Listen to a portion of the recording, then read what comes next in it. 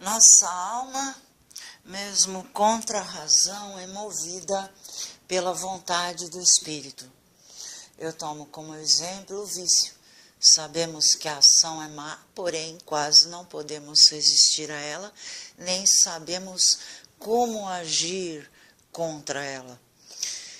Mas Deus nos chamou à salvação e sua palavra semeada em nossa alma dá fruto no tempo devido. Esperar com perseverança depois da semeadura nos garante a libertação. Nesse tempo de espera sempre perseverante, é preciso cultivar o solo, arrancar as ervas daninhas, cobrir a plantação, irrigar e todas essas metáforas agrícolas que são o significado de praticar a justiça. Eu chamo a atenção para os versículos 25 a 27 do Evangelho de hoje. Uma vez que o dono da casa se levantar e fechar a porta, vós do lado de fora começareis a bater, dizendo: Senhor, abre-nos a porta. Ele responderá: não sei de onde sois. Então começareis a dizer: nós comemos e bebemos diante de ti, e tu ensinaste em nossas praças. Ele, porém, responderá: não sei de onde sois. Afastai-vos de mim, todos vós que praticais a injustiça. Então, praticar a injustiça, entre outras coisas, é deixar que o espírito de pecado fale em nós.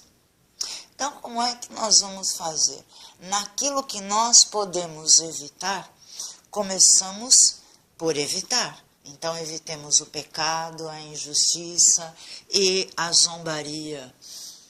Refletir em silêncio sobre as opiniões dos maus espíritos, sabendo que nós temos um espírito de pecado, e tratar essas más opiniões como palha dispersada pelo vento, através do nosso juízo, que faz parte do mesmo espírito.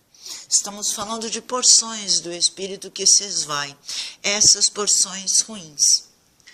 Compartilhemos os nossos bens, vamos ajudar aqueles que precisam de comida, roupa, remédio e sofrer perseguições, porque nós estaremos contra a ideologia do mundo que é contrária à justiça.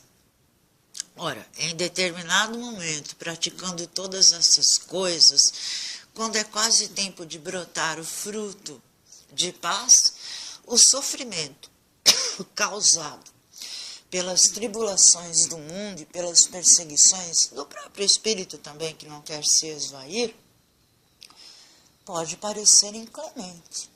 Então é tempo de orar. A oração é uma poderosa comunicação com Deus. É por ela que o Espírito Santo intercede por nós. Quando sofremos muito, podemos cair na tentação de permitir que a maldade em nós se manifeste, porque o espírito de pecado não obedece à razão de nossa alma. E então será o mesmo que o túmulo se manifestando. A oração do Pai Nosso ou dos Salmos interrompe essa conexão com a morte e instaura a vida em nós novamente. Chamo a atenção para o Salmo de resposta de hoje, versículos 4 a 6. Olhai, Senhor meu Deus, e respondei-me, não deixeis que se me apague a luz dos olhos e se fechem pela morte adormecidos, que o inimigo não me diga eu triunfei, nem exulte o opressor por minha queda, uma vez que confiei no vosso amor. Meu coração por vosso auxílio rejubile, e que eu vos cante pelo bem que me fizestes. Ao orar uma Ave Maria, por exemplo, assumimos a nossa fraqueza diante do nosso espírito de pecado ligado à carne, que não obedece à nossa razão, a não ser por ordem do Espírito.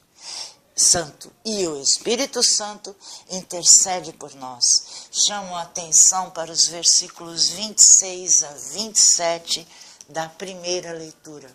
Irmãos, o Espírito vem em socorro da nossa fraqueza, pois nós não sabemos o que pedir nem como pedir. É o próprio Espírito que intercede em nosso favor com gemidos inefáveis.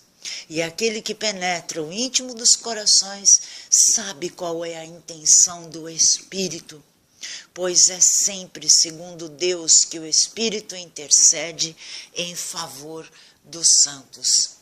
É claro que não é fácil nem agradável sofrer perseguições espirituais, aturar o próprio espírito de pecado e as tribulações causadas pelo indivíduo ideológico. Mas pela oração, o cristão genuíno percebe que a paz que nos é dispensada nos diferencia dos condenados ao inferno. E também sabe que somos nós, os perseguidos e sofredores, que representamos a referência de boa atitude, de ética, bondade, bom comportamento, justiça de Deus pelos séculos, porque agimos à imagem do crucificado, que passava noites orando. Se os indivíduos envoltos em erro não nos perseguem, nem nos causam tribulações, é porque somos iguais a eles e não iguais ao Cristo, e seremos tão injustos quanto os corruptos. Eu chamo a atenção para os versículos 28 a 30 da primeira leitura. Sabemos que tudo contribui para o bem daqueles que amam a Deus, daqueles que são chamados para a salvação, de acordo com o projeto de Deus.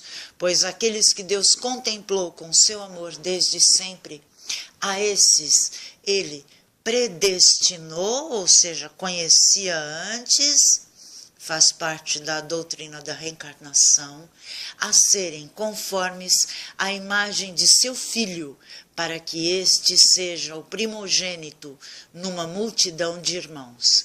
E aqueles que Deus predestinou, também os chamou, e aos que chamou, também os tornou justos, e aos que tornou justos, também os glorificou.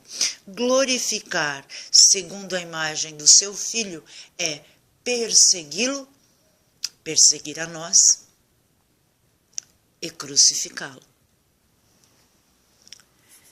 Sofrer como pressuposto não é atraente à primeira vista, mas ao sentirmos a paz na oração como efeito de nossa obediência a Deus, percebemos, como no Salmo 4, versículo 8 eu cito, pusestes em meu coração mais alegria do que quando transbordam o trigo e o vinho deles. O trigo e o vinho deles é a produção da injustiça e da alegria vinda da perversidade, seria o vinho.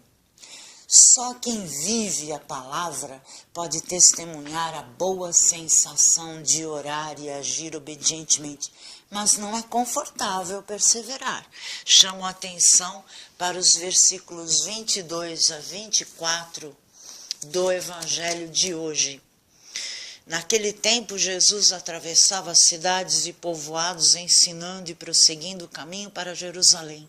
Alguém lhe perguntou: Senhor, é verdade que são poucos os que se salvam?